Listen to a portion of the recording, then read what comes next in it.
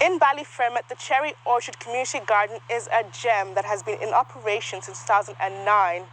It has expanded as a valuable resource for the community there. Mary Fanning paid them a visit on their busy market day. You're working on this side. Guys.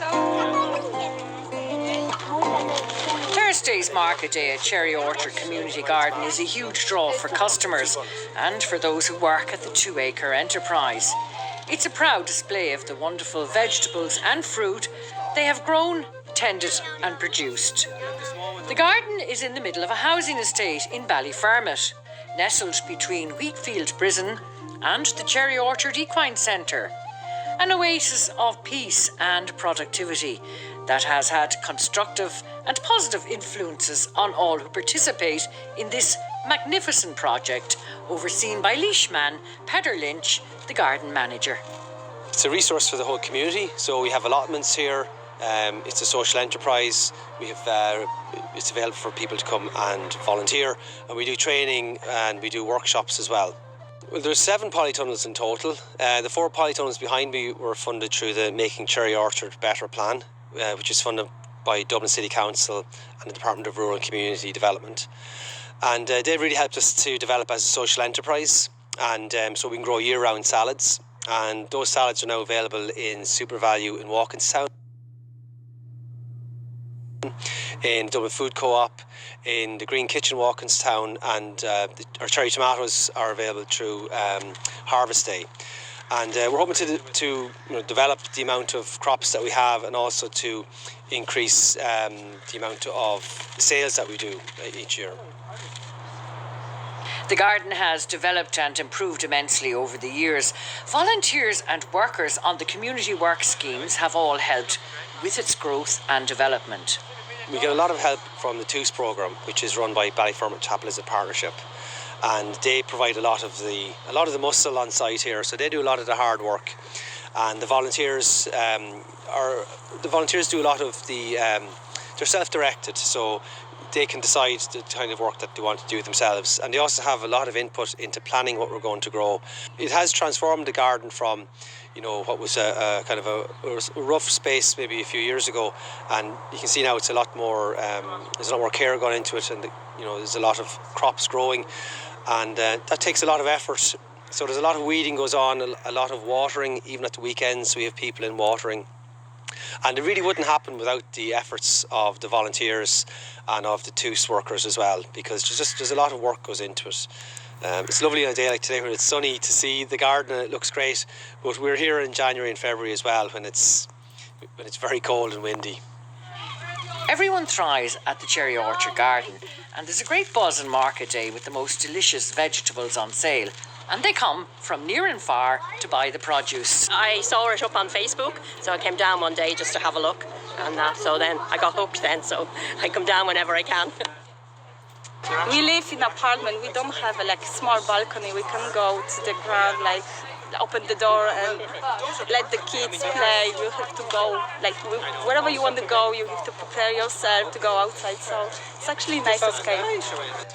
When I was a child, I would go with my grandmother and my mother, and we would have a little allotment, and we could pick our own fruit and vegetable, and now the kids don't have that feeling, so we loved coming here for that. I've never been here, so I think it's amazing. I haven't visited these ones yet. I've just seen this bit here, but it's massive, absolutely massive. It's great. The market creates a great sense of coming together with the community, and selling to local outlets is an important feature of the garden. The workforce and volunteers all help with the harvesting, the bagging and the labelling for the shops and the outlets. We're a social enterprise, so all of the income that we get goes towards the running costs of the garden, and then we also keep money for next year, so that'll pay for the seeds and the composts on all the equipment and materials for next year. And last year our total income was over €10,000 from sales. Of course we have a lot of costs as well, and we're hoping to do a lot better this year as well. Everyone works together at the garden, And there's a most interesting group of both workers and volunteers. I started here in Cherry Orchard because I needed to actually get out of the house.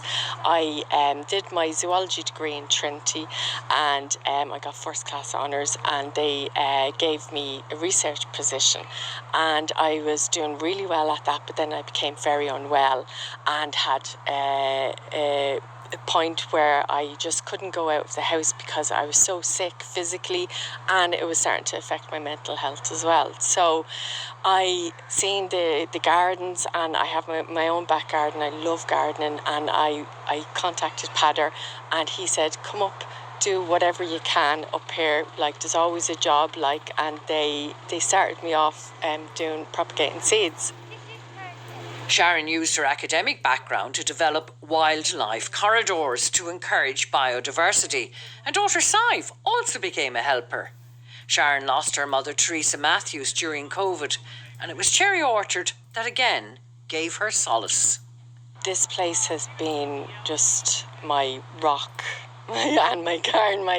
My soul is in this place, and it helps me. It takes my mind away from all of the bad memories of what my mum went through and lose my mum. And when I'm feeling really just like I can't take any more of it, I just come here and I'm distracted straight away by ladybirds, by flowers, by the tasks that need to be done. The community garden brings sunshine into the lives of those who nurture it, and quite literally for Louis van Gelder, who created a sunflower walk.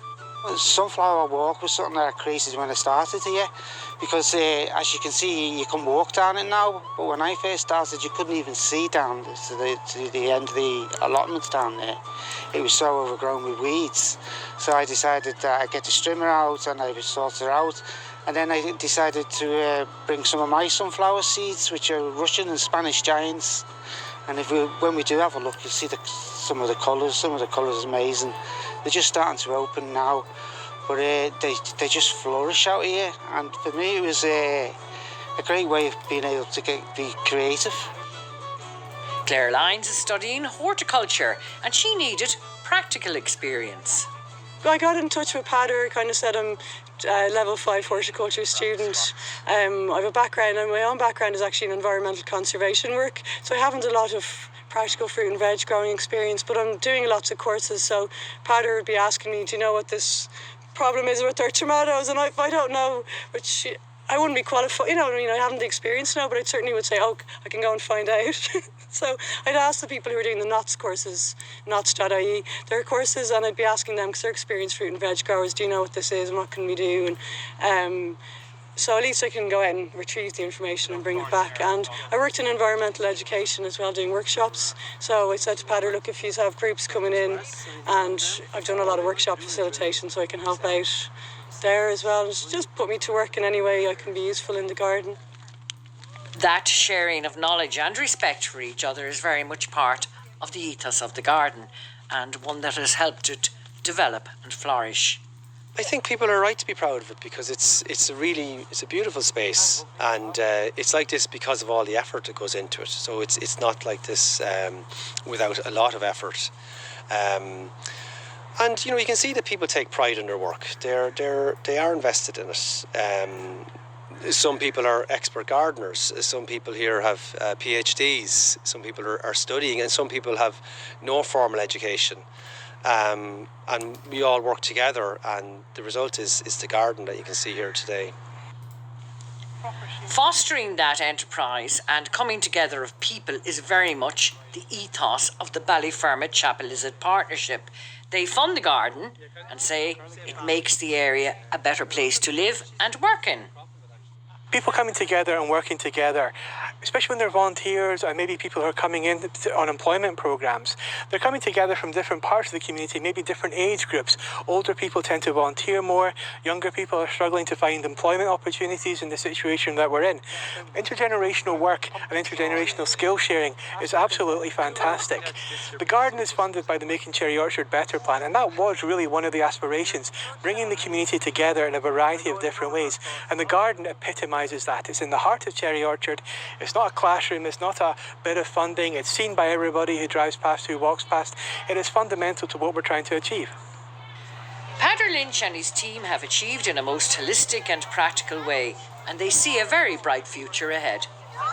We can see huge potential in the garden to develop it as a centre for gardening expertise, and particularly for community gardening. And we see it as a common sense solution for some of the climate problems. So we have low carbon food, very low food miles. It's sort of import substitution. So a lot of the crops that we grow are imported from abroad. And we can demonstrate here that these crops can easily be grown in Ireland. We don't use any chemicals or any artificial chemicals, and we'll be applying for organic status this year. But we follow organic principles. If you speak to any of the participants here, it's a very strong ethos that we have, and we're also trying to increase the biodiversity. And that's we have the bees here. We plant wildflower areas. We've put in native hedging, and we'd like to continue all this good work and to see really how far we can go with this project. Can we have a training centre here? We aim to be financially self-sufficient through our traded income, and that's a very ambitious target. But we feel that we've made a great start, and that what we just need is just more time to develop the community garden.